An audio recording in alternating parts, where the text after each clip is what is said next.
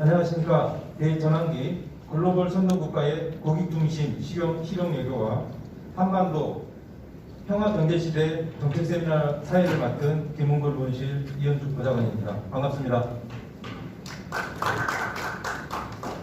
바쁘신 일정 가운데 오늘 행사에 참여해주신 내빈 및 관계자들께 깊은 감사를 드립니다. 오늘 간담회는 코로나19 방역조치로 인해 제한된 환경에서 많은 분들을 모시지 못했습니다. 양해를 바라며 유튜브를 통해 생중계하고 있다는 것을 안내해 드립니다. 오늘 행사는 개회, 인사말과 축사, 기조 발제, 발표, 자유토론, 회의 순으로 진행됩니다. 그럼 지금부터 정책 세미나를 시작하겠습니다. 먼저 바쁘신 와중에도 오늘 세미나에 참석해 주신 내빈 여러분을 소개하도록 하겠습니다. 성명을 호명하면 간략히 인사를 부탁드리며 참석자들께서는 환영의 박수를 부탁드리겠습니다. 김경만 의원님 오셨습니다. 이용선 의원님 오셨습니다. 양정숙 의원님 오셨습니다. 오늘 기조발제를 해주실 양문수 북한대학원대학교 교수님 모셨습니다. 발표를 해주실 박동철 경상대학교 교수님 오셨습니다. 최용환 국가안보전략연구원 책임연구위원님 오셨습니다. 정한범 국방대학교 국방정책센터장님 오셨습니다. 정재흥 세종연구소 연구위원님 오셨습니다. 정미애 세종연구소 개원연구위원님 모셨습니다. 우리 건국대학교 김성민 교수님 모셨습니다.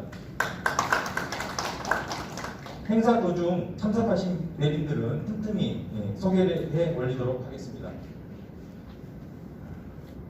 이번 순서는 간략한 인사말을 듣도록 하겠습니다.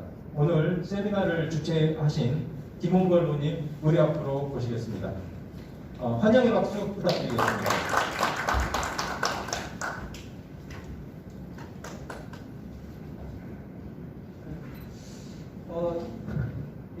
제가 최근에 국정감사라든가 행사 때문에 이 유럽, 미국 이렇게 다니면서 새삼 느낀 것이 우리나라의 위상이 밖에 나가서 보니까 정말 선진국 반열에 올랐구나 하는 것을 새삼 다시 느끼게 됐습니다. 지금 세계 정세가 급변하고 있고 또 이렇게 대한민국이 글로벌 선도국가의 지위에 올라 있는데 그거에 걸맞게 우리의 외교, 대외 정책도 한 단계 업그레이드 돼야 된다. 우리의 국익을 지키는 실리 외교를 하면서 선진국에 걸맞는 국제적 책임을 다하는 그런 국가가 돼야 된다 하는 것을 다시 한번 느꼈습니다.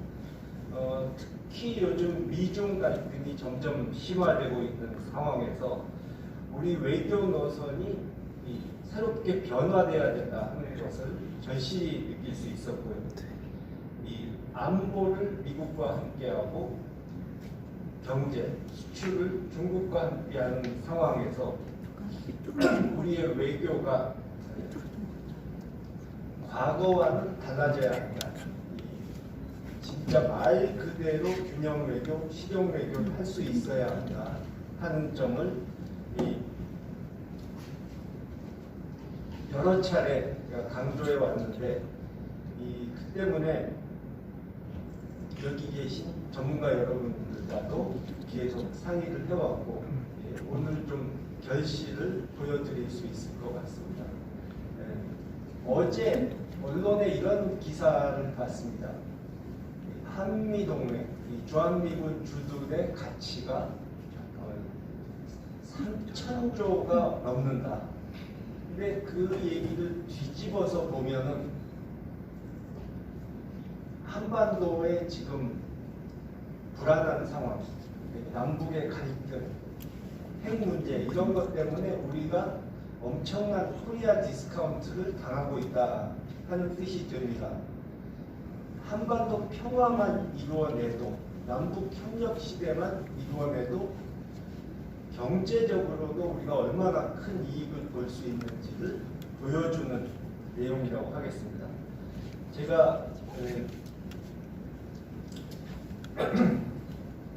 방금 말씀드린 대로 여기 계신 전문가 여러분들께서 많은 정책 구상을 위한 노력을 하셨는데, 이제 햇볕 정책을 이어나갈 제4기 민주정부의 정책에 반영이 앞으로 돼서 우리 외교가 한 단계 업그레이드 되는 계기가 되기를 바랍니다. 감사합니다. 네, 감사합니다. 감사드립니다. 다음은 오늘 오신 의원님들 간략하게 축사 말씀 듣도록 하겠습니다. 제일 먼저 오신 우리 김경만 의원님 의뢰를 모시겠습니다. 박수 부탁드립니다.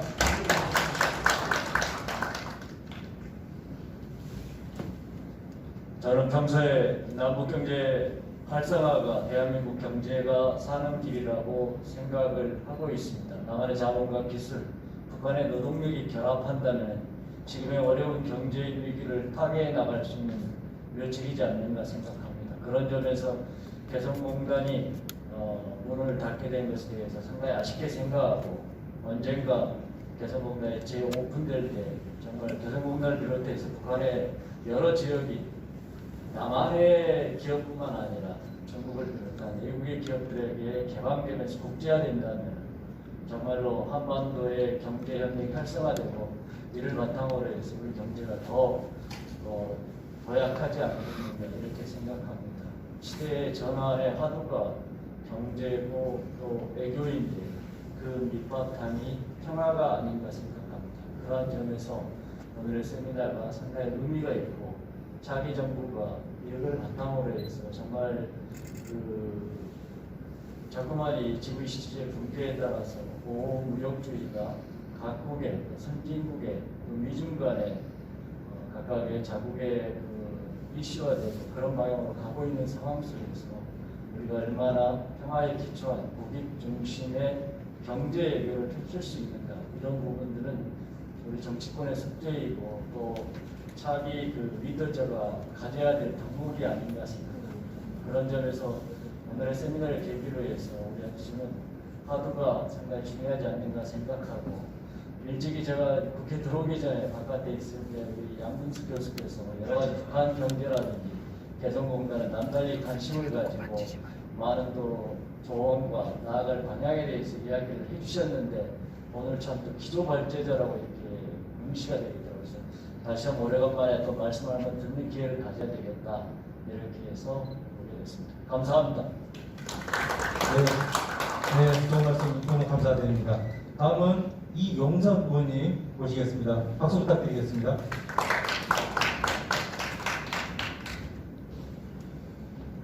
네, 소개받은 이용선입니다. 오늘 우리 김홍걸 의원님, 양문수 교수님, 아주 반가운 두 분이 주최하는 평화경제 세미나에서 기쁘게 달려왔습니다. 대체로 우리 김홍걸 의원님하고는 같은 배통위에서 활동을 하고 있는데, 이번 해외 국감 과정에서 느꼈던 소감은 똑같이 느끼는 것 같습니다. 지금 대전환기, 흔히 지금 하는 대전환기는 크게 봐서 요새 문명의 전환에서 기후위기, 또 새로운 팬데믹, 이게 아마 문명의 전환을 지금 가속화시키고 있고 우리에게 다가오고 있습니다. 또 한편으로 보면 미중 갈등이라는 전 세계의 패권 경쟁이 또 우리 대한민국과 민족한테 주어진 큰 도전인 것 같습니다.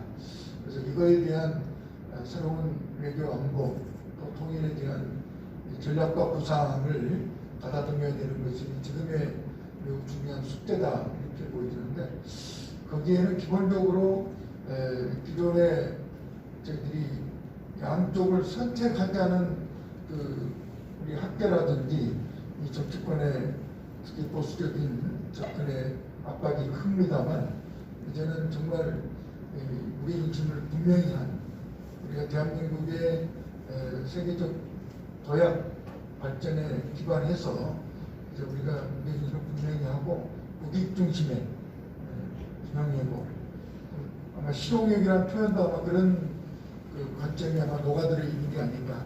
그래서 세계 평화, 국제 평화와 또한 이 번영, 또 독재는 동북아의 번영이라는 관점, 국익 이런 관점에 무게중심을 분명히 든 실용적이고 또한 균형 있는 좋은 표현인 것 같습니다.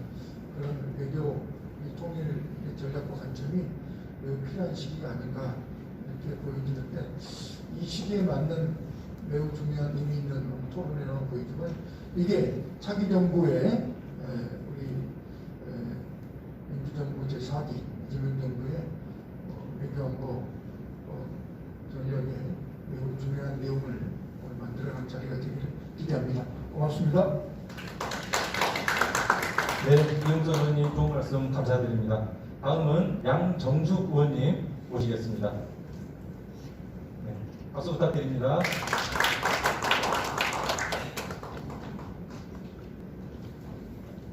안녕하십니까, 양정숙 의원입니다. 정말 지금의 이 대전환기는 구한말의 열강의 틈바구니에 끼어 있었던 식민지 조선을 연상시킵니다. 그 당시 외신 기자들 표현에 의하면은 조선에는 머리카락과 미역밖에는 없다 그랬는데 지금은 정말 미중 패권 경쟁 속에서 한반도를 서로 자기네 쪽으로 끌어들이려고 하는 그런 상황인 것 같습니다. 그래서 지금은 정말 한반도의 주인공은 우리다 이런 자세로 임할 수 있다고 생각을 합니다. 제가 그저께도 프랑스 디지털 장관이 오셔서 오찬을 같이 했는데 그분도 어떻게든 EU에 미국과 중국에만 한국의 반도체 공장을 짓지 말고 EU에도 좀 진출해달라 그런 말씀을 하셨습니다. 우리도 외교의 폭을 이중에서 더 넓혀서 호주, EU와 더 긴밀한 동반자, 전략적 동반자 관계를 갖는 게 중요하다고 생각하고요. 또 이제 정말 우리한테 가장 뜨거운 감자인 또 북한이 있기 때문에 이 북미 관계에 있어서도 하노이 정상회담이라든지 싱가포르 회담 때 이런 빅딜만 고집할 것이 아니라 정말 뭐 스몰딜 아니면 스몰 패키징이라도 작은 것부터 아까 개성공단 말씀도 해주셨는데 작은 것부터 이렇게 한 단계 한 단계 나아가야 할 것 같습니다. 네, 오늘 정말 바이든 정부가 들어서면서 오바마의 전략적 인내라든지 아니면은 또 트럼프의 그랜드 바겐도 아니 중간에서 좀 모호한 입장을 취하고 있고 또 어제 또 종전선언에 대해서 좋은 결과도 기대하고 있었는데 조금 실망스럽더라고요. 하여튼 정말 중요한 때 이렇게 뜻깊은 토론의 자리를 마련해 주신 조원걸 의원님께 감사드리고요. 참석해 주신 이용선 의원님, 김병만 의원님께도 감사드립니다. 오늘 발표 잘 듣고 국회에서 저희가 지원할 수 있는 것은 제도적으로나 정책적으로나 법안으로나 최선을 다해서 지원하도록 하겠습니다. 오늘 이런 뜻깊은 자리에 부족한 기회를 하시고 주신 이 행사를 주최해 주신 김용걸 의원, 이 자리에 참석해 주신 김경만 의원, 이용선 의원, 윤석열 의원님께 기회를 감사합니다. 김경만 의원은 10몇 년 만에 뵙는 것 같습니다. 중소기업 일을 하시면서 적극해서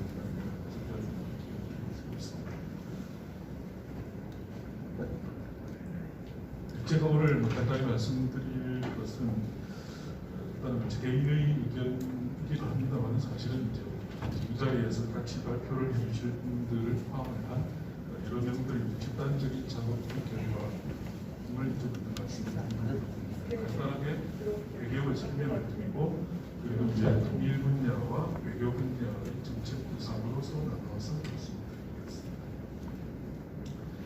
전반적인 상황 부분들입니다. 아까 대전환의 시기를 말씀을 주셨습니다만 어쨌든 기후위기, 4차 산업혁명, 그리고 이제 코로나 팬데믹에 따라서 새로운 시대, 거대한 이제 전환의 시기들입니다. 그리고 국제정치에서는 가짜 도생이라든지 그리고 이익 경쟁이 심화되는 상황들 속에서 미중의 갈등이라고도 일컬을 수 있는 전략적 경쟁이 심화되고 있는 상황입니다. 그 속에서 남쪽에서는 이제 경제에서 장대적인 성장률이 둔화되면서 성장이 동력을 약화하는 그러니까 남북 간에는 이제 그동안에 70년 동안에 경제적인 격차가 많이 발생했고 그러니까 남한 내에서도 이 구성의 변화가 생기면서 통일에 대한 인식도 바뀝니다. 그럼 이제 뭔지 모르게 대북 외교 정책에서 새로운 접근법이 필요하고 특히 이제 이명과 체제를 뛰어넘어서 남북 모두에게 도움이 되는 그런 방향으로 정책을 전환하는 필요가 있습니다. 기회 요인과 제약 요인을 점검을 해보면 제약 요인은 아무리 뭐니 해도 한반도에서 국회 문제 그리고 국회 문제와 관련되어 있는 고강도 대북 제재 문제가 있습니다. 다만 기회 요인이라고 한다 그러면 바이든 정부는 한국 정부와는 달리 사실상 단계적인 접근을 하고 있고 남북은 지금 대화가 오래 단절된 상태입니다만 그럼에도 불구하고 남북 쪽에서는 종전선언을 추진을 하고 있고 북한에서는 조건부이긴 합니다만 긍정적인 반응을 보이는지 평화의끈을 놓지 않고 있는 상황입니다. 그럼 결국 이제 어떻게 해야 됩니까? 한반도 평화 원칙이 무엇보다도 우선적으로 추진이 되어야 됩니다. 그러면서 우리의 약속을 위협을 하고 경제 성장을 가로막고 분단과 대결 구조를 근본적으로 변화시킬 필요가 있다고 합니다. 아까도 말씀드렸듯이 이제 통일 분야와 외교 분야의 정책 구상들이 각각 5개 정도로 나누어 있습니다. 첫 번째 통일 분야는 뭐니 해도 한반도 평화 정착을 한 것이고 그것은 결국 국회 문제의 실질적인 해결들입니다. 아신 바와 마찬가지로 2019년 2월 말 하노이 북미 정상회담이 결렬된 이후에 북핵 협상은 연착 상태를 지속하고 있습니다. 그리고 이제 북미 간의 그 입장 차고가 크기 때문에 앞으로도 협상이 언제 재개될지 그리고 협상이 어떻게 실질적으로 진전될지 불확실한 상황입니다. 그리고 이제 바이든 정부 입장에서는 당연히 이제 북핵 문제가 아직은 우선순위가 아니고 그리고 아직 바이든 정부는 북핵 문제에 집중할 여력이 없어 보입니다. 그런데 이러한 상태를 방치를 할 경우에 한반도 불안정의 상태는 지속될 것 같습니다. 결국 그래서 한국이 적극적으로 나서야 되고 따라서 북핵 문제에서 주도성을 강화를 해야 될 것 같습니다. 물론 이제 현재 남북 관계는 경제 국면이기 때문에 특히 남북 간의 신뢰가 많이 깨어진 상태이기 때문에 신뢰를 이제 회복을 하는 그러한 일들부터 시작을 해야 됩니다. 남북 간의 기존의 합의를 했으나 이행되지 못했던 것들에 대해서 특히 제재 국면에서도 할 수 있는 것들, 특히 북한이 지금 이제 가장 고민하고 있는 코로나 문제를 비롯한 혹은 의료 분야 협력, 그리고 인도 지원 협력을 시작을 해서 제재 국면 제재의 대상이기도 한 개성공단 문제에 대해서 어쨌든 국제사회로부터 문제를 획득하기 위한 노력들이 필요할 것입니다. 그 북핵 문제에 대해서는 이제 몇번탄 아마 나중에 최영환 박사님께서 자세히 말씀을 주시겠습니다만 스냅백을 통한 그리고 단계적인 동시 행동을 통한 계획을 실질적으로 진전시키는 그 동시에 이제 다양한 양자 다자의 협상들을 가동시키는 것입니다. 아울러 군사적인 분야에서는 지금 11시 10분에 민주당의 육당 쪽 분들이 기자회견을 한다고 하죠. 윤석열 후보가 9.19 공동 9.19 선언에 대한 합의 가능성까지도 지금 거론하고 있는 부분인데 어쨌든 9.19 합의를 통해서 남북한의 군사 합의가 이루어졌습니다만 일부는 시행이 되고 이행이 되었습니다만 군사노동위원회 같은 것들은 아직 합의는 이행되지 못한 상황입니다. 그리고 평화협정에 대해서도 근본적인 기본적인 방향에 대해서는 합의를 이루었습니다만 아직까지 본격적인 논의는 추진되고 있는 상황에서 남북 간의 군사적인 합의 이행을 통해서 긴장을 완화하고 그리고 정전협정을 평화협정으로 전환하기 위한 기회를 추진해야 되는 것으로 생각하고 있습니다. 핵심적인 부분들은 결국 한반도 평화 경제 체제입니다. 이거는 나중에 박준철 교수님께서 자세히 설명해 주셨습니다만 그리고 한반도 평화 경제 체제 남북한 정상이 2018년도 그 판문점 선언과 그리고 평양 공동선언을 통해서 교류 협력을 활성화시키고 한반도의 평화 운동 시대를 열어가기로 약속을 했습니다. 하지만 아신 바와 마찬가지로 2019년에 하노이 결렬 이후에 남북 관계는 경색이 되고 대북 제재는 지속됨으로써 남북 간의 교류 협력은 단절된 상태입니다. 그러면서 이제 남북 간에 특히 남북 정상 간의 합의한 사항들 중에서 다수가 이행이 되지 않고 있고 이것은 북한은 남한이 약속을 지키지 않다고 비판을 하고 있는 상황입니다. 그런 속에서 결국은 이제 미국 개성공업지구 개성공단과 북한 관광을 재개를 하고 철도도로 연결 현대화 그리고 남북중 남북 국제철도까지 다 포함을 하는 것을 추진하고 코로나를 비롯한 보건 의료 분야의 협력들 그리고 인도적 지원의 협력을 추진하고 이 또한 남북한 정상 합의 사항이기도 합니다만 서해 경제 공동 특구와 동해 관광 공동 특구에 대한 협력 구상을 재확하고 논의합니다. 아울러 이제 서울과 평양의 상주 대표부와 같이 이제 남북한 관계를 제도화하는 노력들 같은 것이 중요하다고 있습니다. 더불어서 이제 남북 간의 여건들이 필요합니다. 아까 대전하기 시대와 다들 말씀을 주셨습니다만 마찬가지입니다. 남북 관계도 결국 대전하는 시대에 걸맞는 새로운 사업의 필요성들이 대두하고 있고 이것은 4차 산업혁명과 관련된 부분들, 4차 산업혁명을 통해서 남한 경제의 새로운 활력을 찾는 부분들도 있습니다만 또 한편으로는 전 인류가 공동적으로 직면하고 있는 시대의 화두점, 기후위기입니다. 기후위기에 대해서 남북 간이 공동으로 대응해야 될 필요성입니다. 그리고 이제 한반도 생태계 보호와 자연재해에 대한 대응들 이런 것들이 이전에 남북 간의 협력에서 이제 중요한 요소로 될 것으로 보입니다. 특히 이제 한반도 기후위기에 대한 대응들은 당연히 이제 이틀 전에도 미중 정상회담이 있었습니다만 다른 모든 부분들에 대해서는 이견이 보였음에도 불구하고 기후위기에 대한 대응에 대해서만 서로 합의를 볼 만큼 그리고 기후위기에 대한 대응은 혼자서 할 수 없는 거죠. 여러 나라가 함께 할 수밖에 없는 것들이니까 남북한이 하는 것들에 대해서도 국제사회로부터 지지를 받을 가능성이 상대적으로 높지 않을까라는 생각이 듭니다.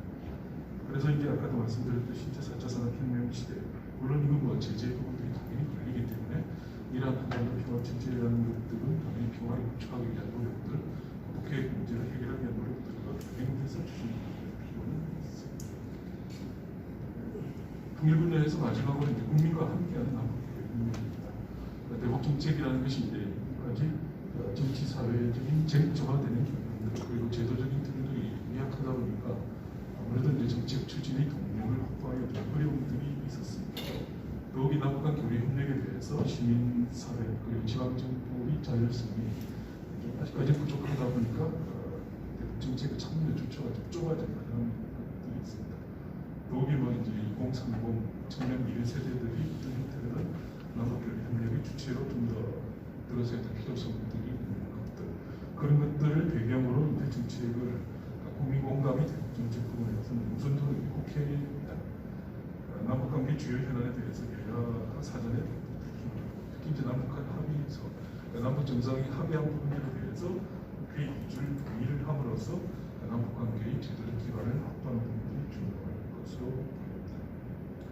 그리고 이제 이산가족 문제, 인도적 문제와 같은 부분들 그리고 인권 문제에 대한 배려를 필요하다고 봅니다. 외교 분야의 정책 구상도 한 5가지 정도로 봤습니다. 국익 중심 실용 외교 혹은 국익 중심 균형 외교라고 하는 것이고 이거는 이제 국가 설립 외교가 모두 다 말씀 주셨듯이 어쨌든 이제 우리나라의 위상은 높아졌습니다. 또 한편으로는 어쨌든 이중 전략적 경쟁이 심화되고 그리고 코로나 이후에 이른바 글로벌라이제이션 자체가 지금 많이 흔들리고 있습니다. 자국 중심주의, 내셔 퍼스트로 구성되면서 일종의 각자 도생, 이익 경쟁이 심화되는 현 속에서 결국 우리는 어떻게 맞춤판을 찾아야 될 것인가 라는 부분입니다. 결국 이제 국익 중심 실용 외교로 한국이 미국과 중국 한쪽을 선택하기보다는 미국과 중국이 한국과 협력을 선택하도록 만드는 부분입니다. 당연합니다만 미국은 유일한 동맹입니다. 그 무엇과도 바꿀 수 없는 동맹이고 따라서 동맹을 당연히 효율적으로 고도화할 필요가 있고 중국과는 전략적인 협력 관계입니다. 미중은 한쪽만 선택해서 운신법을 취하는 필요는 없습니다. 오히려 미국과 중국이 한국과의 선택을 할 수 있도록 만드는 것이 필요한 외교라고 봅니다. 더욱이 한국은 미중과 다양한 분야에서 협력을 할 수 있는 이상과 능력을 보이고 있습니다. 한미동맹 그리고 한중관계 그리고 한일관계에 대해서는 이제 각각 후에 발표를 주시겠습니다만 한미동맹에 대해서는 당연히 이제 호혜적인 관계 중요한 것이고, 한중 관계는 미래 제한적인 관계들, 그리고 한일 관계는 틀에 기반한 실용적 한일 관계가 중요한 것으로 보입니다.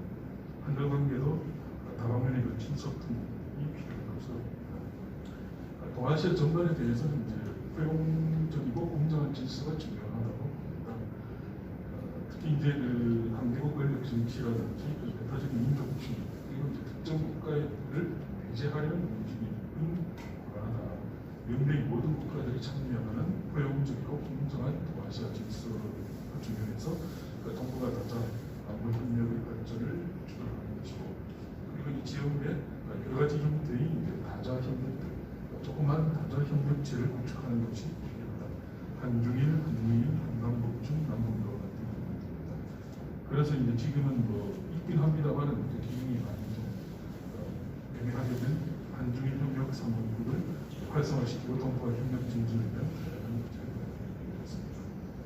또 하나 이제 그러한 그 주변 사강 그리고 동아시아뿐만 아니라 전 세계를 대상으로 한국의 위상이 그만큼 높아졌기 때문에 어쨌든 뭐 동남아, 인도, 인류, 중남미와 같은 지역들 그런 지역들을 대상으로 각각의 그 지역 전략들을 추진할 필요가 있는 것이고, 신남방, 신북방도 계속 추진할 필요가 있습니다. 특히 이제 신남방 같은 경우에 좀 더 이제 힘을 놓을 필요가 있고, 신북방 같은 경우는 이제 한반도 평화 체제 구축과 좀 연계해서 국방경제 활성화 차원에서 접근합니다. 신유럽 같은 경우는 이제 유럽이라는 것이 당연히 이제 미국의 핵심 동맹국이 다소 고집하고 있다는 점, 그리고 EU가 이제 탄소 중립, 기후 변화에 대한 대응이 제일 빠르게 대응하고 있죠. 그래서 이제 그린 뉴딜이라든지 디지털 뉴딜을 함께 할 수 있는 그런 파트너가 많죠. 그리고 이제 신중남미 정치이고, 그리고 글로벌 지역에서 배통을 수 없는 것이 미국은 선도국가로서의 역할을 다하는 것은 ODA 부분이 중요한 것이고, ODA 예산을 지속적으로 증액하고 ODA를 지방 정책, 청년 정책과 외교에서도 이제 국민들이 체감 부분들, 아이 삶이 나아지고 어쨌든 국민의 생활을 개선할 수 있는 경제 외교, 특히 뭐 조금 멀게는 이제 코로나 이후에, 그리고 좀 가깝게는 미국의 그런 정책들, 민주 정책, 그리고 가깝게는 요소수 문제에서부터 언제부턴가 이제 경제 외교라는 되게 시기가 하도록 들어왔습니다. 그런 경제 외교를 이제 추진하기 위해서 어떻게 할 것인가라는 부분들이 컨트롤 타워 이야기를 것입니다. 어쨌든 이제 경제 안보를 총괄할 수 있는 컨트롤 타워를 획기적으로 강화를 해야 될 것이고, 그리고 이제 궁금한 문제죠. 이전에도 그랬습니다만 팬데믹 이후로 글로벌 공급망이 여러분이 말씀하신 그 충격이 되게 클 수밖에 없는 부분입니다. 글로벌 공급망은 이제 재편을 해야 되는데 여전히 이제 이런저런 리스크들이 있습니다. 그런 리스크들을 이제 사전에 점검을 해서 조기 경고 시스템을 만들고, 그리고 그 속에서 우리가 선제적으로 대응할 수 있는 체계들을 마련해야 되는 부분들이라고 봅니다. 특히 이제 한국의 강점이라고 할 수 있는 반도체라든지 배터리와 같은 부분들에서도 이제 민간 협력 체제를 획기적으로 강화하는 것들이 필요한 것입니다. 신성상 외교에서도 국민의 우선주의라는 부분이 필요한 것입니다. 외교 분야 마지막에서는 이제 포용적인 재외동 공동체가 그만 글로벌한 국제를 지켜주시기 필요한 것입니다. 재외동포가 750만 명이 늘었습니다. 그 재외동포 업무가 확대되고 부처별로 업무가 분산 중복되다 보니까 비효율성이 상당히 크지 있습니다. 그리고 이제 국내 체류하고 있는 외국 부족 등에 대해서 컨트롤 파워가 없다 보니까 동포 사회와 정부, 시장, 시민사회와 소통에 장애가 발생했습니다. 코로나 발생 이전에 해외 인구이 3천만 명의 시대를 맞았습니다. 그러니까 해외 나가는 우리 국민들도 해외 상주하는 우리 인구가 되게 많다 보니까 우리 국민들을 대상으로 한 해외 문제 증가가 있습니다. 그리고 또 하나 이제 작년 3월달에 지구생존을 도쿄에서 일하는 도중에 코로나로 인해서 재외공간의 상부가 줄어지 상태가 있었는데, 이러한 문제들에 대해서 이제 대책을 추진하기 위해서 재외동포청 부분을 저희가 할 것 같습니다. 재외동포청을 설립을 해서 총괄적으로 체계적으로 재외동포청을 추진하고, 국내에 체류하는 외국조 등들을 처벌 해서, 그리고 이제 재외국민의 그런 재외동 선거 습격권 행사 편의를 도모해서 그 사람들에게 그분들에게 주권 행사를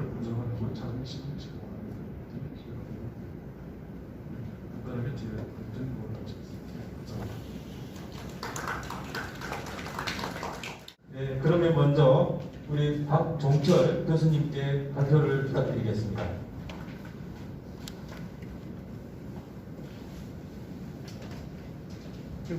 예, 안녕하세요. 경상국립대학교 박종철입니다. 먼저 오늘 국회에서 뜻깊게 이런 자리를 마련해 주신 김홍걸 의원님께 감사드립니다. 또 이 자리를 함께 해주시고 계시는 이용선 의원님, 김경만 의원님, 양병수 의원님께도 감사 말씀드립니다. 제가 맡은 부분은요, 남북 관계인데 평화와 경제가 좀 선순환해야 되지 않냐. 그래서 이제 한반도가 평화 프로세스 또 평화 경제 시대를 맞아야 되지 않냐 이런 주제입니다. 앞에서도 양문수 교수님께서 말씀하셨지만요, 제 개인의 의견이라기보다는요, 우리가 아주 많은 사람들이 장기간 같이 스터디를 했고 또 이러한 그 정책들이 차기 정부에 좀 의견이 반영이 되면 좋겠다 이런 바람을 가지고 있습니다. 저희가 이제 이야기하는 것을 잘 들어보시면은요, 굉장히 일관성이 있습니다. 양문수 위원장님이 큰 이렇게 기둥을 말씀하셨는데 저희가 그 부분에 대한 강론에 해당한다 이렇게 생각을 하시면 됩니다. 또 어떤 이렇게 저희하고 생각이 다른 그 후보님 이렇게 말씀하시는 거 보면은요, 참 코도 이쁘고 눈도 이쁘고 얼굴도 이쁜데 이 얼굴이 안 되는 그림을 자꾸 이야기하시는 분들하고는 좀 많이 다르지 않나. 굉장히 그 논리적으로 종합적으로 맞고 이 평화하고 경제하고 또 글로벌 선도국가가 같이 가는 그림이 되지 않나 이렇게 생각을 합니다. 네, 한국 전쟁은요, 그 해방과 냉전 이후에 아주 긴 이 대결의 악순환 구조였고요. 또 가끔 한 번씩 김대중 대통령이 께서 6.15 선언을 하신 이후에 또 노무현 대통령께서 남북 정상회담을 한 이후에 또 평창에서 남북이 만난 이후에 이렇게 평화와 경제가 선순환하는 이런 시간이 너무 짧았습니다. 대체로는 냉전 반공주의, 다시 말씀드리면 분단을 통해서 이익을 갖는 사람들이 계속 분단을 고착화시키려고 하는 거고, 평화를 통해서 이익을 얻으려고 하는 사람들이 힘이 세지는 않았던 것 같습니다. 또 김대중 대통령께서 햇볕 정책이라는 이 대전환을 통해 가지고요, 한반도 평화를 이루셨는데 또 그 뒤에는 보수정권 기간에는요, 이 체제 경쟁적으로 굉장히 회귀를 했습니다. 그 기간을 우리가 잘 생각해 보면요, 핵실험이 많았습니다. 2차, 3차, 4차, 5차, 6차 있었고, 북한이 현존하는 많은 미사일 체계들, 심지어 ICBM, SDR 비행까지도 발전을 휘저었거든요. 또 김정은 위원장 시기 제재를 했지만은 북한 경제가 발전을 하면서 대결을 했습니다. 문재인 대통령 시기에는요, 평화 프로세스, 한반도 평화 프로세스를요, 이 김대중 노무현 정권에 이어가지고 승계를 하셨지만은 또 이제 많은 문제가 있어가지고 또 그 한계는 있었습니다. 전체적으로 정책적인 성공은 있었지만은요, 국내 여건상 앞으로 나아가는데 또 한계는 있었습니다. 2019년도 2월 하노이 북미 회담 결렬 이후를 우리가 잘 생각해 보면요, 우리가 성과도 크지만은 또 한계가 컸습니다. 또 개성, 금강산, 또 도로철도가 합의는 했지만은 이행이 거의 없습니다. 실제로 이런 분야들은 이 제재와 어떻게 보면은 미약하거나 상관관계가 적은데도 불구하고 협력이 굉장히 부족한데요. 그 기간 동안에 앞에서도 양문수 교수님 말씀하셨지만은요, 미중 전략 경쟁이 심화가 되고요. 현재 미국은 5대양 6대주에서 글로벌 군사훈련을 하고 있고, 또 중국과 러시아는요, 이 일본 열도를 이렇게 한 바퀴 도는 자유의 항행 작전이라든가 또 중앙아시아에서 육군을 동원해가지고 군사훈련을 하고 있습니다. 이러한 구조적인 문제 때문에 한반도 평화 프로세스가 이게 진전이 되는 데는 한계가 있었던 것도 사실이고, 또 이 미국의 이 많은 부처 간의 이견도 요인이 있었던 것 같습니다. 그러면은 이러한 이 현황과 문제점을 어떻게 극복해야 되느냐의 문제에 있어서 이 지도자의 결기도 중요한 것 같습니다. 우리가 미국하고 잘 타협도 해야 되지만요, 또 우리가 지도자가 어떤 부분에 대해서는 우리의 정책이라든가 요구를 갖다가 관철시킬 수 있는 능력이 중요하지 않나 이렇게 생각이 됩니다. 제가 생각하기에는요, 이 가장 좋은 중요한 시점 중에 하나가 임기 초가 아닌가라고 생각을 해요. 임기 초는 어쨌든 간에 이 대통령의 지지율도 높고 국민적인 합의도 있고 또 이 이제 임기 초에 높은 이 그 정부와 국회에 이 합의할 수 있는 이 1, 2년간의 시간 동안에 많은 것을 좀 이룩해야 되지 않나 이렇게 생각을 하고요. 특히나 이 제재 외의 부분들은 좀 불도저처럼 밀어붙여야 되는데 또 어떤 후보는요, 뭐 이렇게 남북이 뭐 이렇게 연락사무소도 만든다고 하다가 뭐그 북한과 이렇게 그 비핵화 없이는 어떠한 정책도 실행할 수 없다. 옳았다 하는 이런 내용으로는 어떠한 일도 할 수 없습니다. 아주 완결되고 결기 있는 지도자만이 이 정책을 실천할 수 있지 않을까라고 생각이 됩니다. 몇 가지 간단하게 이 정책적인 그 아이디어를 말씀을 드리겠습니다. 국민 통합이 되면은요, 일상적인 이 품격 있는 소통을 남북 간에 해야 됩니다. 지지율이 높은 시기에 상통도 해야 되고요. 또 시민사회에 이런 역량을 갖다가 인정을 해가지고 시민사회가 남북 대화하는데도 적극적으로 협력을 해야 됩니다. 또 통일부가 일부에서는 남북 협력부로 독일처럼 바뀌면 좋겠다라고 하는데 저는 동의를 합니다. 이 통일부가 남북 협력에 집중하는 부서로 좀 격상이 되지 않으면 좋지 않을까 이렇게 생각이 됩니다. 또 북한에 대해서 끌려가는 것보다는 이제 북한에 대해서 또 북한이 문제를 일으키면 항상 단호한 말을 할 수 있어야만이 국민적인 지지를 얻지 않을까라고 생각을 합니다. 또 국회 역할도 중요한데요. 또 그 윤석열 그 후보 같은 경우에는 9.19 군사 합의를 파기할 것 같은 이야기를 하는데요. 국회에서도 이런 문제들에 대해서 결의안이나 또는 정상 간의 합의를 이렇게 비준을 해준다면은 조금 더 강력하게 평화로 가지 않을까 이렇게 생각을 합니다. 두 번째, 인도주의적 협력은 사실은 유엔 결의안 위반이라든가 또는 우리 측에 남한의 단독 제재에 해당하지 않기 때문에 이런 문제들은 시민사회가 포괄적 전면적 과감하게 할 수 있게 우리가 이렇게 협조를 하는 체제를 만들어야 되지 않을까라고 생각이 됩니다. 세 번째는요, 뒤에서 말씀하시는 교수님들하고 매기 상통을 하는데요. 이 실용 외교를 갖다가 다층적, 전면적으로 실시해야 되지 않을까라고 생각이 됩니다. 역시 한미동맹이 중요하고 한미동맹 기조하에 대북 억제를 하면서도 대화를 해야 됩니다. 또 뭐 제가 생각하기에도 이 스냅백 전제로 단계적 동시적 해법 외에 다른 방법은 없는 것 같아요. 우왕좌왕 해가지고 뭐 핵을 배치를 한다 또는 나토식 핵공유를 한다 이런 말을 하다가도 어느 날은 뭐 또 남북 대화를 하겠다 이렇게 우왕좌왕하는 방식은 안 됩니다. 일관되게 정책적인 이런 의지를 갖는 방식을 가져야 된다. 뒤에서 제 생각인데 최영환 교수님께서 자세히 말씀을 해주실 거라고 생각이 됩니다.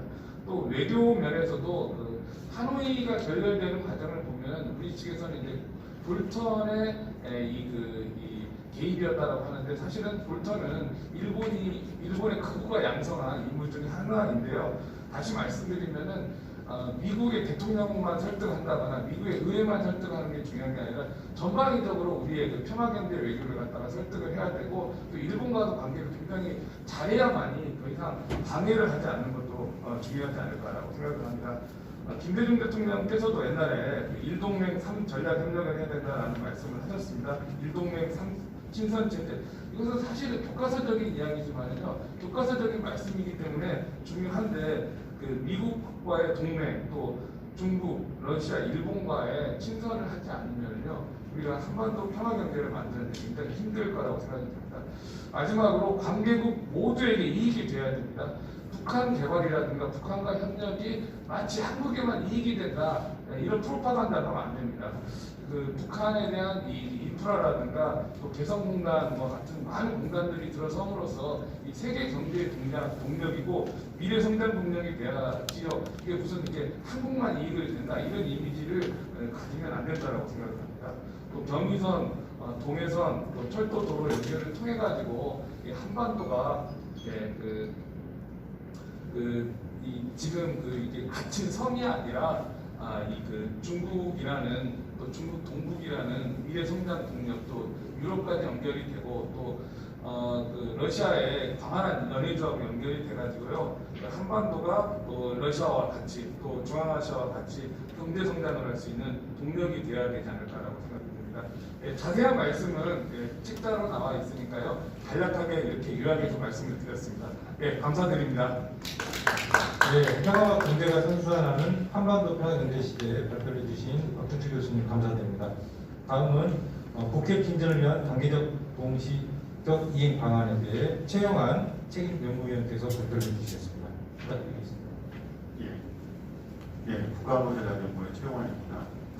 사실 이제 북한 핵 문제는 지금 현재 상황을 냉정하게 보자면 핵폐기론에 대한 회의론이 굉장히 증가하고 있는 게 사실이지만 정책적 측면에서 아무리 어려워도 또 포기할 수 없는 과제가 북핵 문제이기도 합니다. 북핵 문제와 관련된 여러 가지 딜레마가 있는데 그 중에 하나가 사실 민주정부의 임기와 그리고 북핵 폐기 소요 시간 간의 불일치가 발생하고 있고 이게 지속적으로 북핵 문제를 악화시키는 중요한 원인 중에 하나라고 생각합니다. 우리 같은 경우 5년, 미국도 길어야 8년이기 때문에 사실 민주국가에서는 정권이 교체될 때 새로운 정책으로 바뀌는 건 어쩔 수 없는 것이고요. 우리가 그것을 바꾸겠다 생각할 수는 없을 것 같고 그렇다면 결국에는 정권을 넘어서 지속 가능한 정책이 만들어져야 하는데 논리적으로는 어떤 정책에 대해서 국민들의 지지가 정권을 넘어 지속될 때 정책의 지속성이 확보 가능하다고 생각합니다.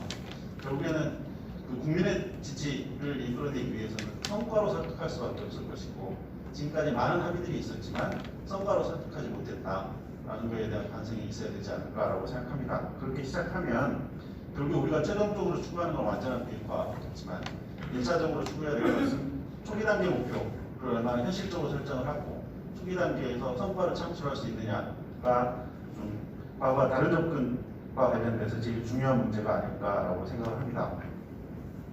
그래서 준비된 자료에 있는 것을 몇 가지 원칙을 적어놨는데요. 일단 첫 번째는 협상 성공을 위한 우호적인 환경 조성의 문제입니다. 이 문제는 첫 단추를 어디에서 어떻게 낄까의 문제인데요. 일단 단기적으로 보면 북한은 지금 이른바 적폐시 정책, 그리고 중대과제 해결을 앞에 내세우고 있고 미국 같은 경우에는 아직 구체적으로 이야기하고 있지 않지만 협상에 들어가면 결국은 북핵 폐기의 진정성 그리고 북핵 폐기의 범위 엔드 스테이트를 먼저 내달라라고 이야기를 하는 것인데 양대 입장이 모두 다 불신에 기초하고 있고 해결이 어려운 문제를 입구에 놓아서 문제의 진전을 막는 상황이 계속 반복되고 있다고 생각합니다.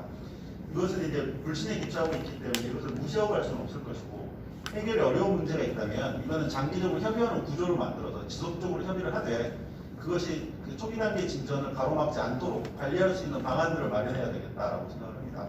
미국이 요구하는 엔드 스테이트에 대해서는 그 엔드 스테이트를 논의하는 한반도 평화체제와 북핵 폐기 엔드 스테이트를 논의하는 별도의 워킹그룹을 가동하든지 북한이 요구하는 적폐정책 폐기라든가 연합훈련 문제는 그 군사분동위원회에서 논의하기로 했던 바가 있기 때문에 그 제도를 만들어 협의를 하든지 하는 것들을 만들어 놓아야 입구에서 장애들이 제거될 거다라는 것이고요. 그리고 두 번째는 단계적 해결과 동시에 행동입니다. 과거에 이제 원샷들, 빅딜, 그랜드 바겐 여러 가지 이야기가 있었지만은 다 실패했습니다. 그리고 합의를 혹시 그렇게 빅딜 방식으로 할 수 있다 하더라도 북한의 핵능력이 굉장히 늘어나서 실제 폐기는 단계적으로 이루어질 수밖에 없습니다. 그거에 대한 그거를 인정하고 사실은 단계적 해결, 동시에 행동이 갈 수밖에 없다라는 원칙에 대한 합의가 굉장히 중요하겠다 생각을 하고요. 세 번째는 남북관계 발전과 북핵 문제의 연계성입니다. 이 문제는 결국은 한반도 문제에 있어서 한국의 주도성을 어디까지 가져갈 거냐의 문제인 것이고 한국이 남북관계에 있어서 어떤 대북 레버리지 혹은 남북관계에 있어서 한국의 영향력을 확보할 수 있어야 사실 한반도 문제에 있어서 한국이 할 수 있는 무언가를 할 수 있을 거다라는 것이고요. 그것은 결국에는 이미 합의한 사업들, 그 중에 제재와 무관하거나 혹은 인도적 협력과 같이 제재 해제 면제의 명분이 굉장히 뚜렷한 사업들 이런 것들에 우선 집중할 필요가 있겠다라는 것이고요. 또 하나는 핵협상 진전에 따라서 남북관계 혹은 남북 경협 활성화가 평화 증진을 가속화할 수 있도록 그 시퀀스를 어떻게 짤 거냐에 대한 문제라고 생각을 합니다. 그리고 세 번째는 한미 그리고 한중 협력의 문제입니다. 지금 지난번 그 9월 말 북한 시정연설에서 김정은 위원장이 이야기한 것처럼 지금 북한이 인식하는 국제관계 구조는 신냉전입니다. 우리로서는 굉장히 좀 실망스러운 인식이었는데 어쨌든 북한이 현재 상황을 신냉전으로 인식하고 미중 갈등 구조에서 확실하게 중국 편의 성으로 해서 미국의 압력을 분산하겠다 이런 입장을 가지고 있으면 북핵 문제 해결은 굉장히 요원해질 수밖에 없습니다. 이런 상황에서 대미 편성 해결이라든가 이런 식의 방식은 북핵 문제 해결을 더욱 어렵게 만드는 구조이기 때문에 한미와 한중 관계를 동시에 잘 관리할 수 있는 방안들 그것이 완전한 비핵화로 가는 어렵지만 가장 확실한 길이라고 생각을 합니다. 그리고 마지막으로는 협상 틀의 다양화 중심화 문제인데요. 이건 우리의 외교적 수단을 다양화할 필요가 있겠다라는 이야기입니다. 과거에는 이제 북핵 문제가 북미 간의 문제가 근본이다라고 해서 북미 양자 간에 맡겨놨더니 북미 간의 문제가 생기면 전체 프로세스가 중단되거나 교착되는 상황이 반복되고 있습니다. 그 사이에서 우리가 뭔가 역할을 하려면 하나는 대북 레버리지가 있어야 되겠지만 또 하나는 우리가 외교적으로 사용할 수 있는 수단이 굉장히 다양화되겠다. 그것은 양자든 소다자든 다자든 여러 가지 틀이 있어야 되는 것이고 국내적으로도 1.5트랙, 2트랙 하는 다층된 노력들이 있어야 되는 것이고 그리고 이슈에 있어서도 핵 문제뿐만이 아니라 보건, 의료, 환경, 생태, 기후변화, 사이버 등등 여러 가지 이슈에 있어서 한국이 좀 무거워져야 되겠다. 결국은 하나는 무거워져야 되고 하나는 다양한 수단을 확보해야 되고 그것이 그 북핵 문제 해결에 있어서 우리가 주도적인 역할을 할 수 있는 중요한 수단일 거라고 생각합니다. 마지막으로 한반도 비핵화 로드맵입니다. 사실 로드맵은 실제 상황에 들어가면 변형될 수 있을 거라고 생각합니다. 그렇지만 우리가 그 아이디얼 타입을 분명히 가지고 있어야 되고 저는 뭐 이것과 관련돼서 최근에 논의되고 있는 종전선언의 문제에 대해서 그렇게 생각합니다. 북핵 문제 해결에 있어서 한국이 어젠다를 던져본 적이 있는가? 지금까지 그러지 않았습니다. 전 종전선언이 성사가 될지 안 될지 모르겠지만 종전선언이 가진 제일 중요한 의미는 우리가 어젠다를 던졌고 그 어젠다를 가지고 미국과 중국과 북한을 설득하는 그 모습 자체가 과거와 굉장히 달라진 한국의 일상이라고 생각을 하고요. 그런 어젠다를 좀 더 주도적으로 던진다라는 의미에서 로드맵도 과감하게 제안해 볼 필요가 있겠다. 그리고 그것이 향후에 그 북핵 문제가 어떻게 될지 모르는 상황에서 우리가 국익을 확보할 수 있는 가장 중요한 방안이라고 생각합니다. 대미 대북 제안의 핵심은 결국에는 그들의 이야기로 그들을 설득하는 거라고 생각합니다. 스냅백을 전제한 단계적 동시행동이라는 것은 결국에는 바이든 정부 외교안보 핵심 라인들이 이란 핵 문제를 해결할 때 지들이 사용했던 방식입니다. 그래서 그 방식을 가지고 북한과 미국을 설득해보자라는 것이고요. 초기 단계 비핵화 조치의 내용은 북한과 미국이 지금까지 제안했던 내용들을 다시 리패키지하는 것입니다. 완전히 새로운 이야기가 아니고요. 공이 떨어진 자리에서 두 공을 다시 줍는 겁니다. 다만 그들이 했던 이야기를 얼마나 교환할 수 있는가라는 것에 대한 내용들입니다. 뭐 대략적인 안을 생각해 보면 북한 측의 조치는 연변에서 하노이에서 자기들이 제안했던 하노이 딜 플러스 알파를 어디까지 생각할 거냐에 대한 내용이고요. 미국은 사실 하노이에서 미국이 제시한 건 없었습니다. 그렇지만 북한이 요구했던 것들 중에 미국이 받아줄 수 있는 것이 어디까지인가에 대한 내용을 가지고 첫 번째 초기 단계 비핵화 조치의 패키지 내용을 재구성하는 게 굉장히 중요하다고 생각을 하고요.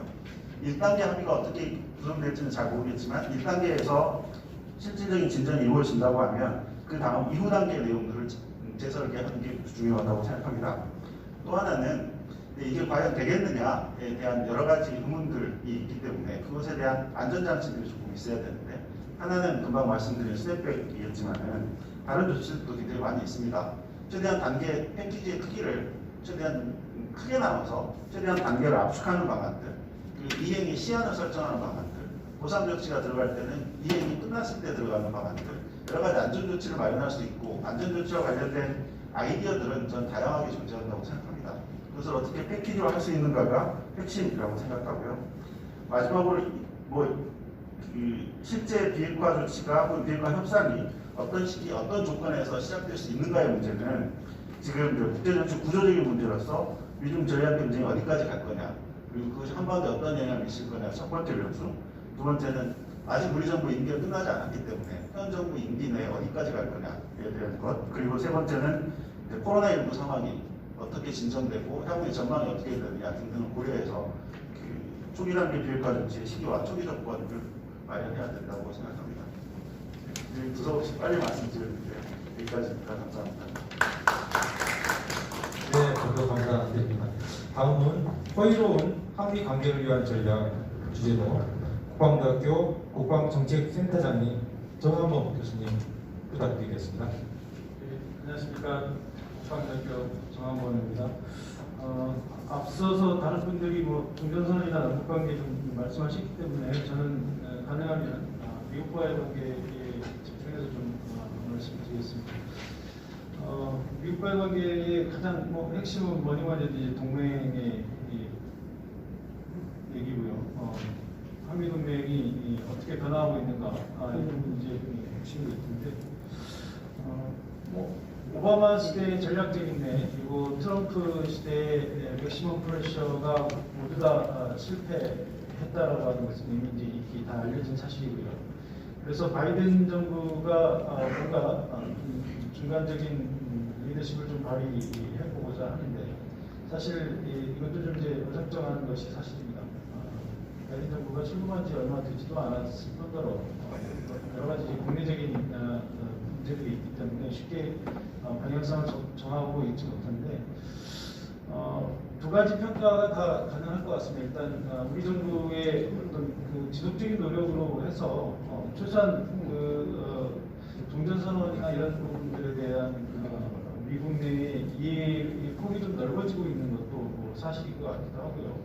또 그럼에도 불구하고 미국이 종전선언이 됐든 미중 관계에 있어서 어떤 전략적인 분쟁에서 한국의 위치 이런 것들에 대해서 여전히 한국에게 뭔가 좀 속 시원한 답을 주지 못하고 있다라고 하는 것도 사실인 것 같습니다. 그래서 아직은 어느 쪽이다라고 이렇게 평가하기는 좀 이르지 않는가 이런 기분이 있습니다만 여전히 이제 중요한 것은 과연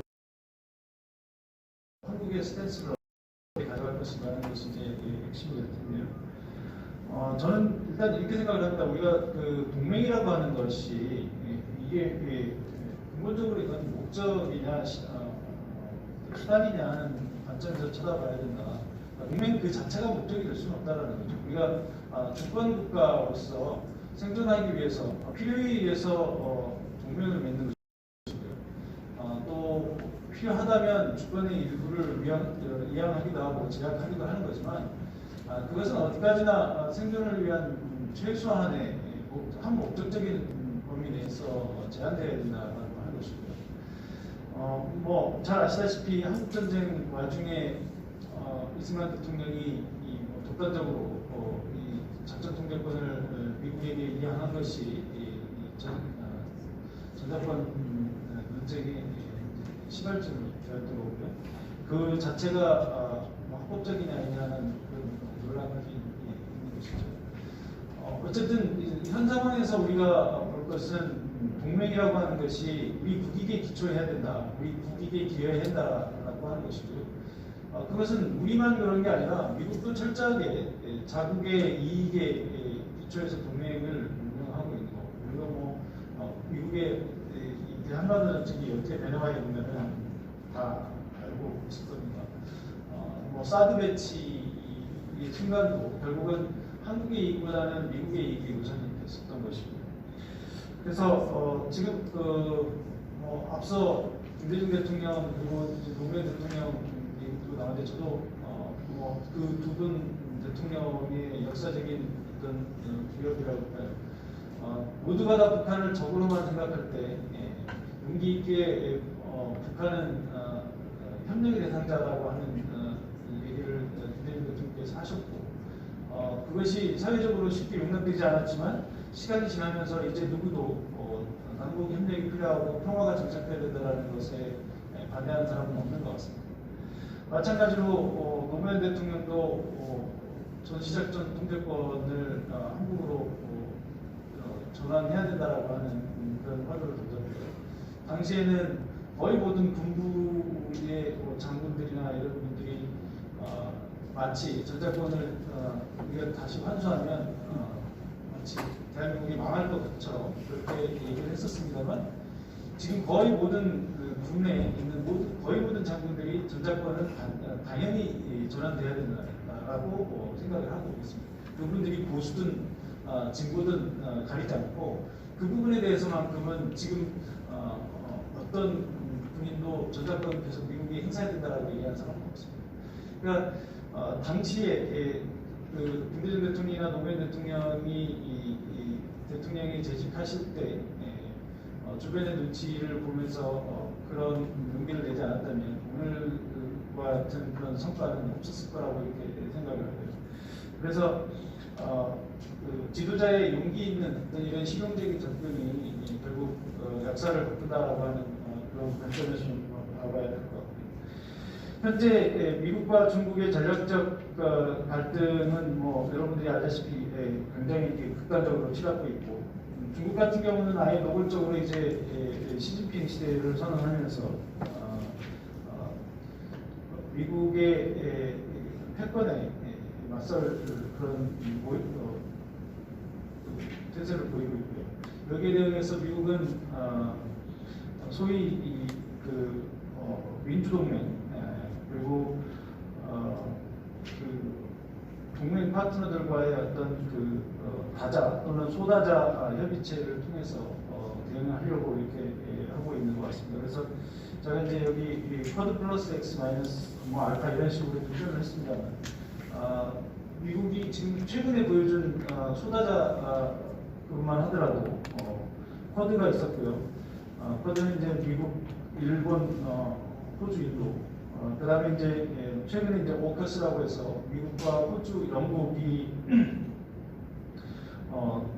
군사적으로 동맹을 맺는 이런 형태들도 보여졌습니다. 아마 이후로도 미국이 필요하다면 이와 비슷한 형태의 다자 또는 소다자 형태의 그 동맹들을 계속해서 만들어낼 것으로 이렇게 생각이 드는데요. 그 과정에서 우리나라에 대한 참여, 어떤 선택 이런 문제들이 지속적으로 될 것 같습니다.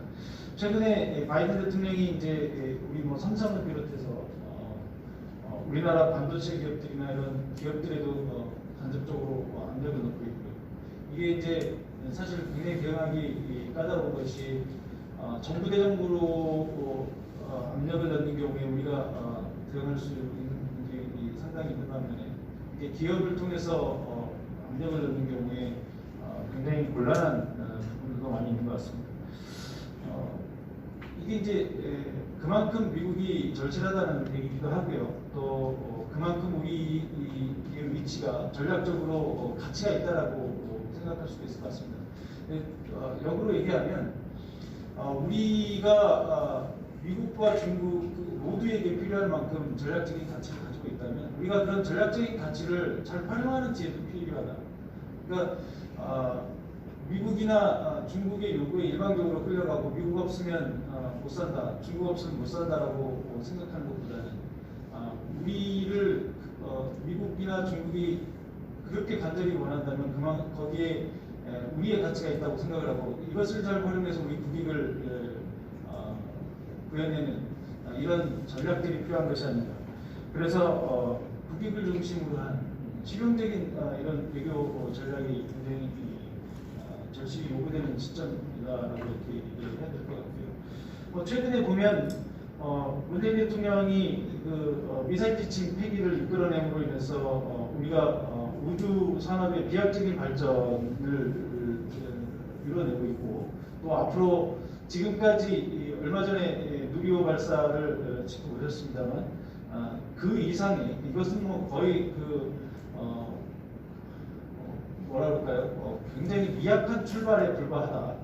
어마어마한 우주 산업의 발전이 지금 기다리고 있다고 이렇게 생각합니다. 그런데 만약 이 미사일 지침 해제 요 아주 간단한 문제입니다만 요거 하나가 없었으면 이렇게 거대한 우주 산업의 발전은 요원했을 겁니다. 그래서 외교에 있어서 실용적인 접근이 얼마나 중요한 것인가 이렇게 볼 수 있을 것 같고요. 사실 이 미국과 중국 사이에서 갈등하고 있는 국가들이 우리만 있는 건 아닙니다. 주변에 동남아 국가들, 많은 국가들이 이런 갈등을 겪고 있고요. 그중에 이제 몇 나라를 좀 말씀드리면 베트남이나 필리핀, 대만, 일본도 마찬가지입니다. 이런 나라들의 전략적 대응 전략들을 보면 베트남 같은 경우에는 경제와 안보 이슈를 분리하는 안보 경제 분리형 해칭 모델을 활용하고 있고요. 필리핀도 미국과 중국 사이에서 전략적인 모호성을 취하면서 경제적 이득을 위해서 안보 관계를 수단으로 활용하는 그런 전략적 보호형 해칭 모델을 택하고 있습니다. 대만은 이제 워낙 그 중국과의 대립 상황에서 워낙 능력의 격차가 워낙 크기 때문에 민주주의 규범과 가치를 강조하는 안보 규범 동맹 모델을 취하고 있고요. 일본은 잘 아시다시피 미일 동맹을 기반으로 하는 동맹 다자주의 결합형 지역 전략을 추진하고 있습니다. 여기 이 네 가지 사례들이 다 우리에게 주는 이제 함의가 있는데, 베트남과 필리핀의 해칭 전략에서는 어느 한쪽에 일방적으로 편승하거나 다른 한쪽을 적대시하는 그런 우둔한 전략이 아니라 유연한 외교 전략이 효과가 있다는 것을 우리가 확인할 수 있고요. 또 대만의 사례에서는 물질적인 능력 이런 것뿐만이 아니라 우리가 가진 소프트 파워들 이런 것들을 활용한 규범과 가치의 외교가 필요하다는 것을 알 수 있고, 또 일본이 잘하고 있는 것 중에 하나는 다자주의적인 이런 그 외교를 잘 활용하고 있다라고 볼 수 있을 것 같습니다. 그래서 향후에 우리가 국익 중심의 실용 외교를 하기 위해서는 이런 그 주변 국가들이 가지고 있는 장점들을 잘 결합한, 그러니까 유연하면서도 소프트 파워와 하드 파워를 골고루 활용하는 그런 다자주의적인 이런 전략들을 활용하는 것도 고려해봐야 되지 않겠나 생각합니다. 감사합니다. 네, 감사합니다. 이번에는 발표 네 번째로 미래지향적 한중 관계를 위한 정책 로드맵, 세종연구소 연구위원이신 정재윤 위원님께서 발표해 주시겠습니다. 네, 감사합니다. 오늘 이런 귀한 자리에 초청해 주신 김홍걸 위원님께 다시 한번 감사드리고, 저는 오늘 한중 관계에 대해서 좀 말씀을 드리겠습니다.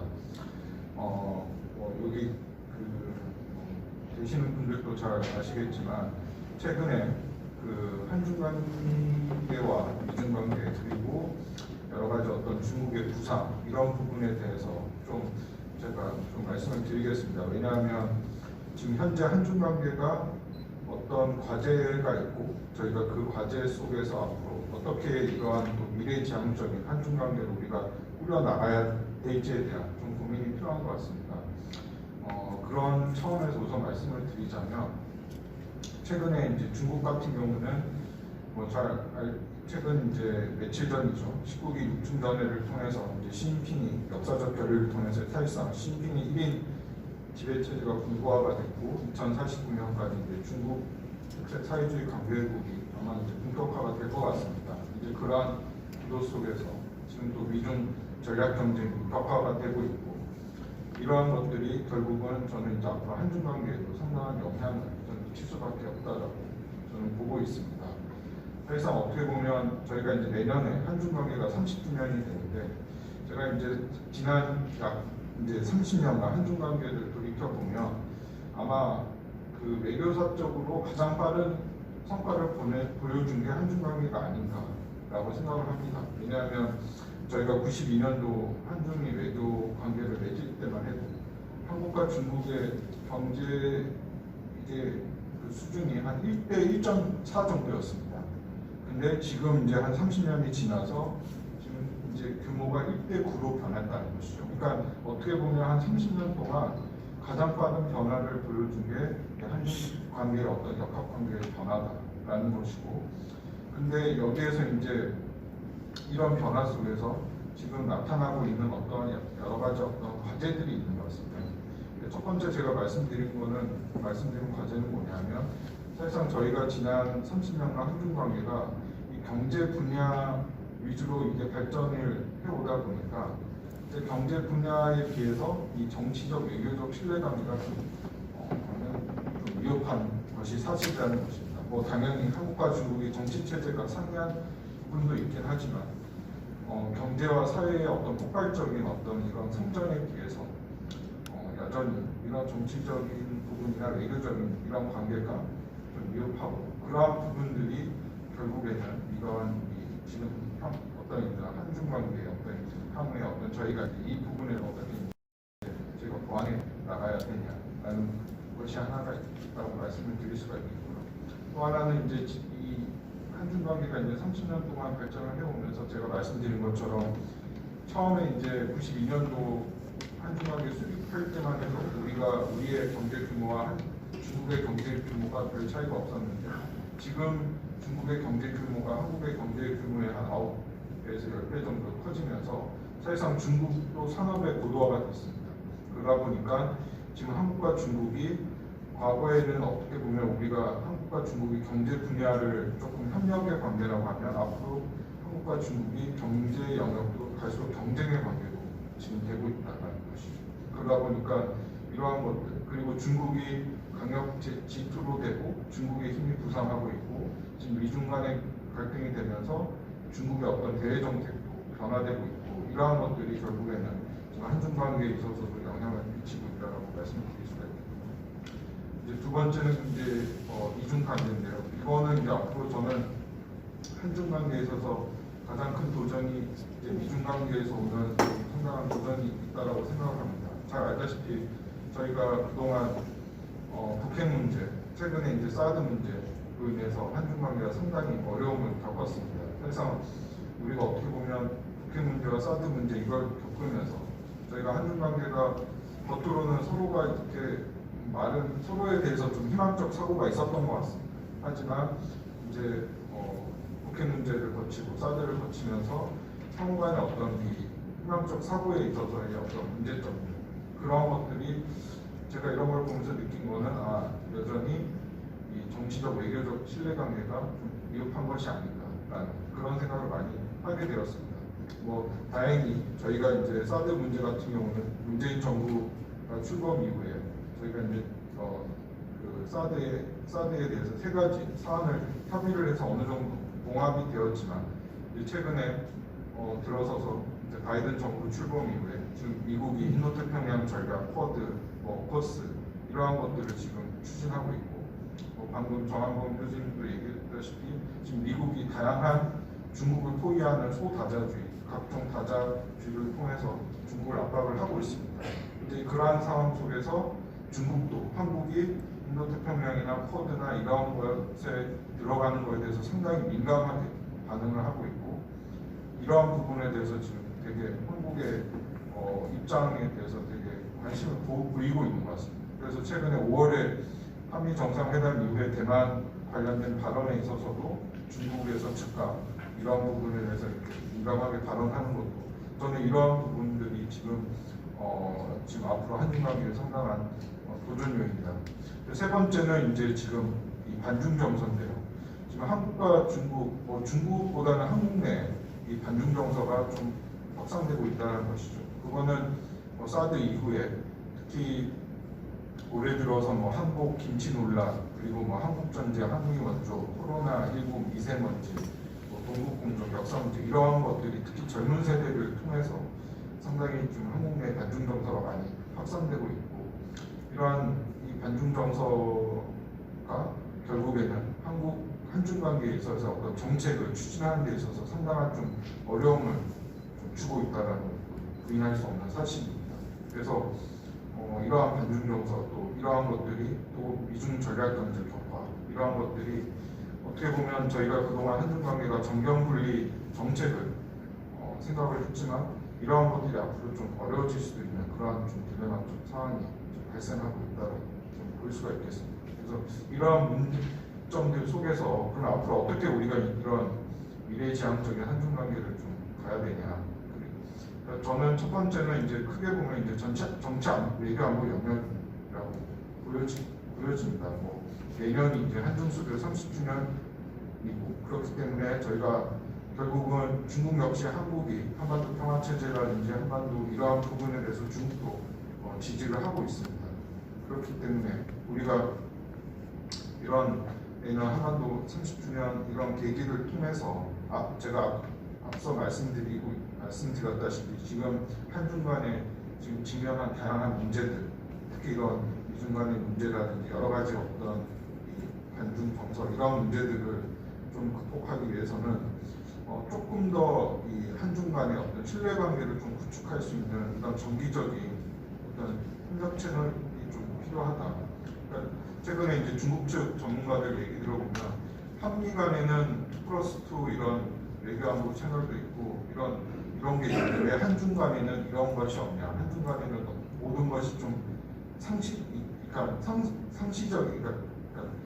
정례화가 안 되고 그때 pen 방식으로 좀 모든 것들이 진행되는 거에 대해서 좀 그런 생각을 많이 갖고 있는 것 같습니다. 그래서 저희도 앞으로 중국이 그만큼 영향이 커졌고 중국이 앞으로 한국의 이 커진 만큼 우리도 중국과의 어떤 특히 이런 정치 외교 분야에 대해서도 정기적인 어떤 소통과 협력체를 좀 상시화하는 이러한 전략 대화라든지 이러한 부분들을 좀 새롭게 마련해서 중국과의 대화를 좀 나갈 필요가 있다고 생각하고, 두 번째는 이제 경제 무역 부분인데 아까 말씀드렸다시피 지금 한중 간에는 이제 이 경제 영역이 서로 간에 이제 경쟁 구도로 점차 가고 있습니다. 그렇지만 지금 미중 간의 어떤 전략 경쟁 속에서 지금 미국이 뭐 화웨이라든지 반도체 이런 부분에 대해서 중국을 압박하고 있기 때문에 또 중국 역시 4차 산업이라든지 포스트 코로나19 이후에 새로운 신성장 동력을 한국과 협력을 많이 원하고 있습니다. 그래서 우리가 갖고 있는 뭐 4차 산업이나 첨단 신기술 협력 이러한 것들에 있어서 한중 간의 어떤 4차 산업 첨단 기술 협력 포럼이나 이러한 것들을 통해서 조금 더 이러한 포커스를 맞춰서 좀 영역을 좀 확대해 나가는 이러한 것들이 저는 좀 앞으로 필요하다고 생각이 되고요. 세 번째는 이제 인문사회 영역인데 그거는 제가 말씀드린 것처럼 지금 한국 내에 있는 반중 정서, 특히 이런 최근에 있는 뭐 김치라든지 한복이라든지 여러 가지 특히 젊은 세대를 중심으로 하고 있는 이런 반중 정서, 이 사고적 배타적 민족주의 이러한 것들을 좀 저희가 최소화하기 위해서는 저희가 특히 이 10대 청소년들, 20대, 30대 청년들을 중심으로 조금 더 이 정서적 공감대 확대를 위해서 뭐 인문사회 소통 포럼이라든지 이러한 것들을 좀 확대시켜 나갈 필요가 있다. 그리고 지금 한중 간의 어떤 그동안 교류가 주로 이 대도시 위주로 많이 되었습니다. 뭐 북경, 상해. 근데 중국이 알다시피 워낙 큰 국가고 하기 때문에 중국도 여러 지방 도시들이 있습니다. 그래서 저는 가급적 지방 도시 간의 어떤 교류를 좀 활성화할 필요가 있는 것이 아닌가. 그리고 그러한 것들이 앞으로 미래 세대를 위한 그런 차원에서 좀 필요하다고 생각이 듭니다.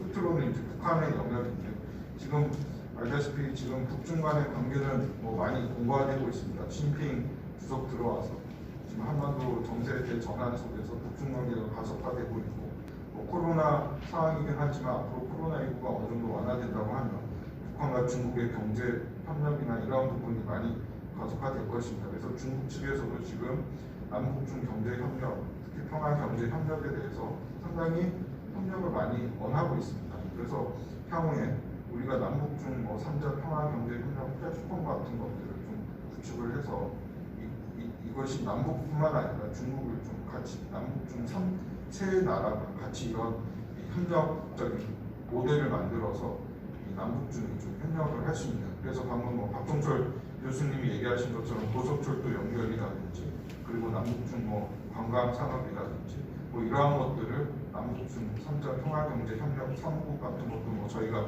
중국이라든지 뭐 단동이라든지 대련 뭐 이런 데서 뭐 설립할 수도 있고 이러한 것들을 통해서 앞으로 조금 이 코로나19를 이후에 그리고 한중수교 30주년의 계기로 해서 좀 새로운 좀 전반적인 이 변화의 물결 속에서 우리가 새롭게 좀 전략적 틀을 좀 바꿔나가면서 좀 점진적으로 좀 내실화하는 이런 관계를 좀 만들어가는 쪽으로 저희가 좀 앞으로 관계를 좀 모색해야 되는 것이 아닌가 생각이 들어서 간단히 그렇게 말씀드리겠습니다. 감사합니다. 네, 전대용 의원님 수고 많으셨습니다. 자, 마지막으로 실용적 한일 관계를 위한 투트랙 로드맵에 대해서 정미애 세정연구소 대본연구위원께서 발표를 해주시겠습니다. 네, 안녕하세요. 정미애입니다. 한일 관계 개선의 교본이라고 하면 1998년 21세기 새로운 한일 파트너십 공동선언, 이른바 김대중 오피지 선언임을 부정하는 사람은 누구도 없을 것입니다. 그런 의미에서 김홍걸 의원님께서 주최하신 정책 세미나에서 한일관계 개선안에 대해서 발표를 하게 된 것에 대해서 대단히 영광스럽게 생각합니다. 그러나 한일관계 개선에 관련해서는 홍보 자료에도 이렇게 실려 있습니다만은 김대중 오부지 선언의 정신을 계승하여 거기에 나와 있는 행동 계획을 한일 양국 정부가 추진해 나간다면 제가 오늘 이 자리에서 이러한 로드맵을 발표하는 것도 어떤 의미가 없을 것이라고 생각됩니다. 그러나 98년 당시에 한일 관계 그리고 정치 지원과는 많은 변화가 있었고 또한 상대국에 대한 양국 국민의 여론 관점도 많은 변화가 있었습니다. 그렇기 때문에 지금 현재 진행되고 있는 한일 관계의 악화, 경색이라고 하는 상황을 어떻게 하면 개선해 나갈 것인지에 대해서 모두가 중지를 모아야 할 상황이 아닌가 싶습니다. 한일 관계에 있어서는 우리 정부의 입장은 분명합니다. 과거 사회는 단호하게 대응하면서 동시에 미래지향적인 관계를 추진한다는 투트랙 전략입니다.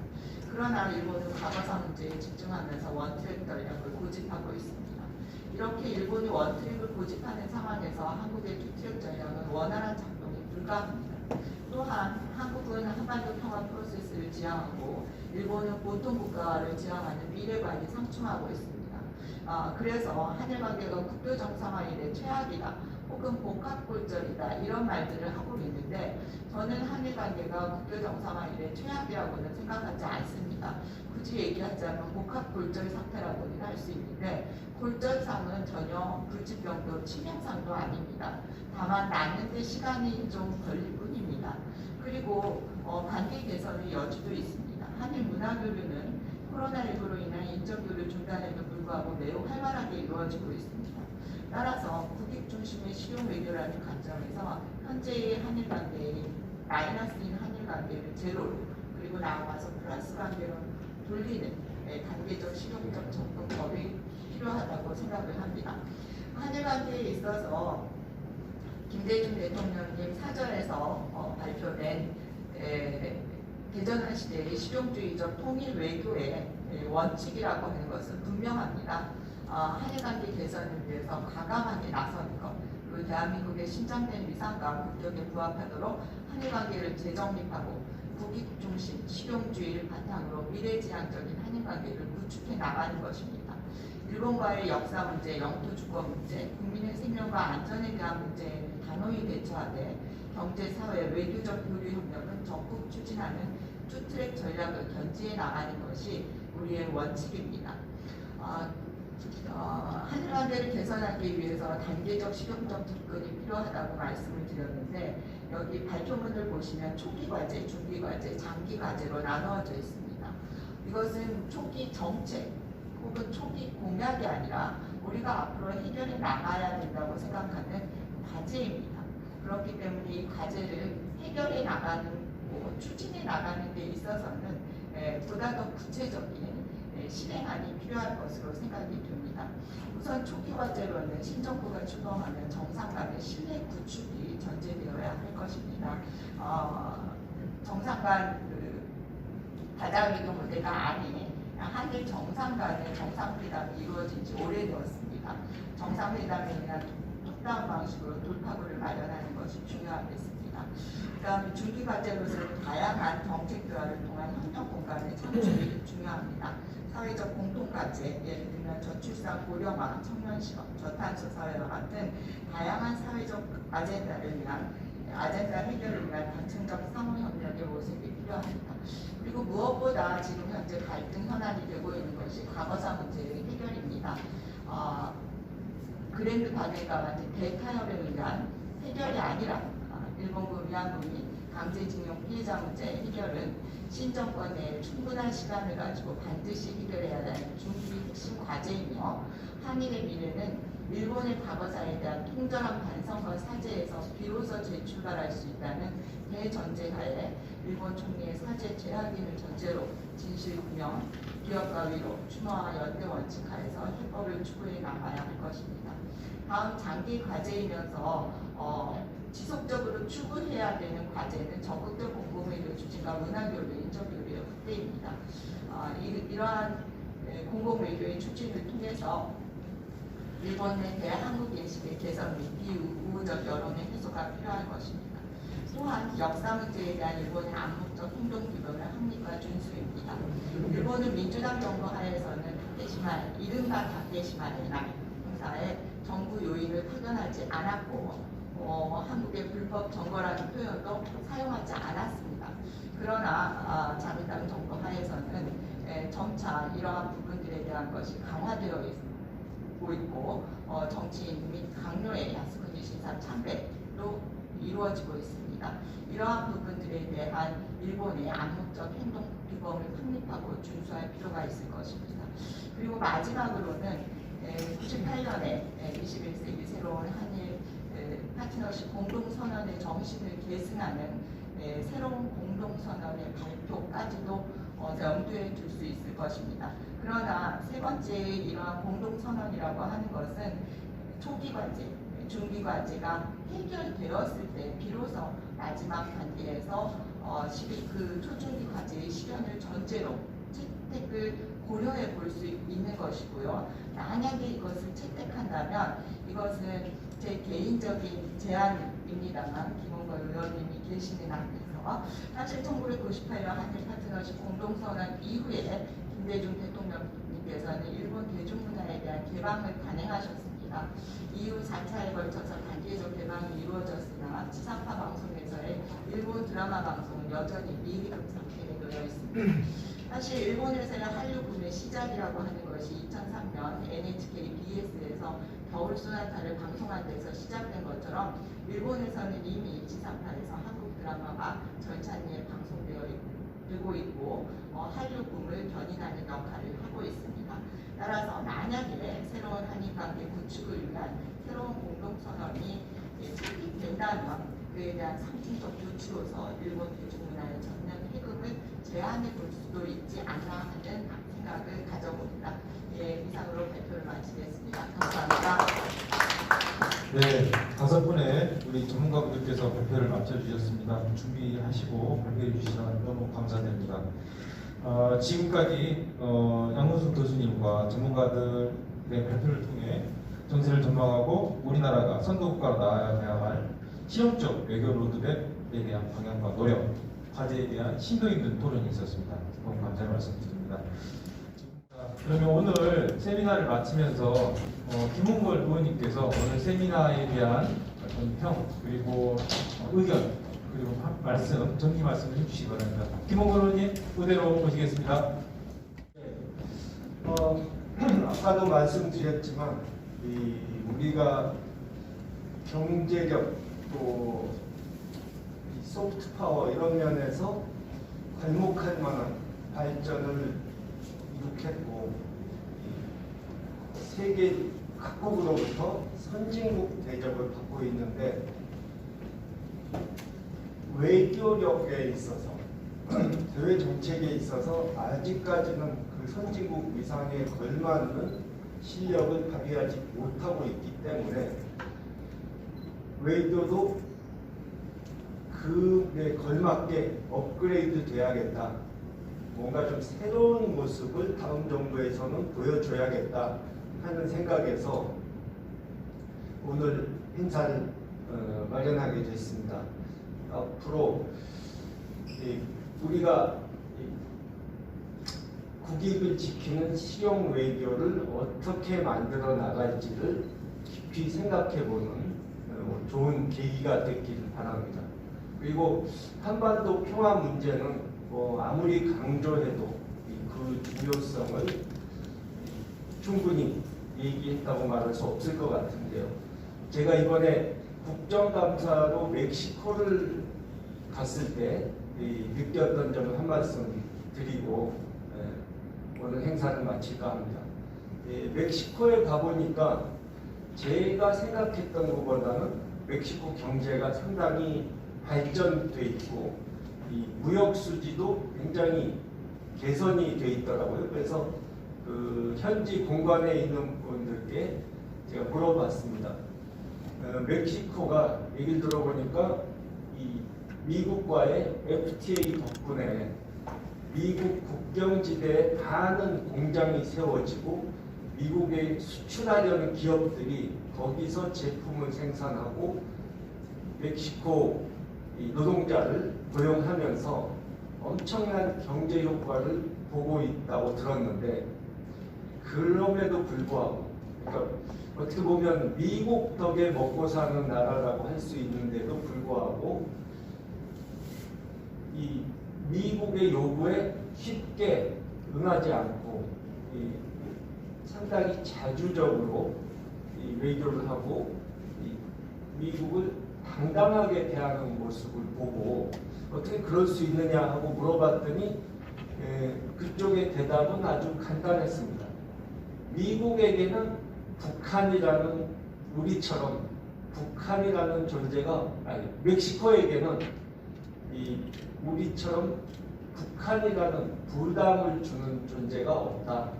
그러니까 다시 말해서 남북 관계 또는 핵 문제처럼 우리의 발목을 붙잡고 있는 그런 문제가 없기 때문에 저렇게 당당할 수 있다 하는 얘기를 들었습니다. 우리가 다음 단계로 도약하려면 한반도의 새로운 시대를 열려면 한반도 평화 문제, 남북 협력 문제를 꼭 해결해야 된다는 것을 다시금 느끼게 됐습니다. 앞으로 오늘 행사가 계기가 돼서 새로운 정부의 외교 정책에 반영될 수 있는 좋은 아이디어들이 많이 나오고 우리의 외교를 한 단계 높일 수 있는 정책들이 많이 생산되기를 바랍니다. 감사합니다. 네, 고맙습니다. 저희 의원실 행사도 한 1년 만에 이런 자리에 처음으로 지금 하는 것 같습니다. 코로나로 인해 많은 영향이 있는데요. 빨리 코로나 이겨내서 안심하고 만날 수 있는 날이 오길 바랍니다. 자, 그럼 이것으로 김홍걸 의원실이 주최한 대전환기 글로벌 선도국가의 고객중심 실용 외교와 한반도 평화경제시대 정책 세미나를 모두 마치도록 하겠습니다. 고맙습니다.